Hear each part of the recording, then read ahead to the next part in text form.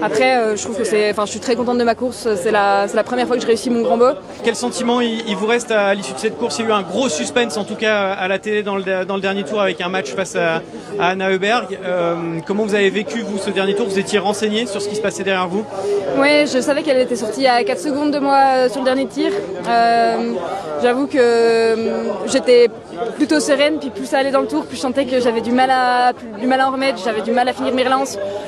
Et donc j'étais pas hyper sereine en passant la ligne d'arrivée. Je savais que ça allait être tric-trac parce que je suis pas extrêmement fière de la fin de mon tour. Et la preuve en est, c'est que j'ai pas assez bien fini. Après, je trouve que je suis très contente de ma course. C'est la première fois que je réussis mon grand beau. Que j'arrive à passer outre ces émotions qui sont très fortes.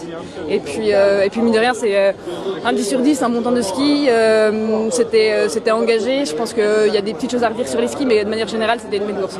Oui, parce que l'année dernière, vous sortiez d'un grand bornand où vous aviez fait 5 sur 5 sur le coucher, sur le sprint, et ça avait explosé, on peut le dire comme ça, sur le debout avec 3 fautes.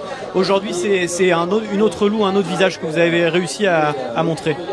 Oui, je pense que ici, en tout cas de mon ressenti, c'est l'exercice qui peut se rapprocher le plus des jeux en termes d'émotion, de volonté de briller parce que c'est à la maison.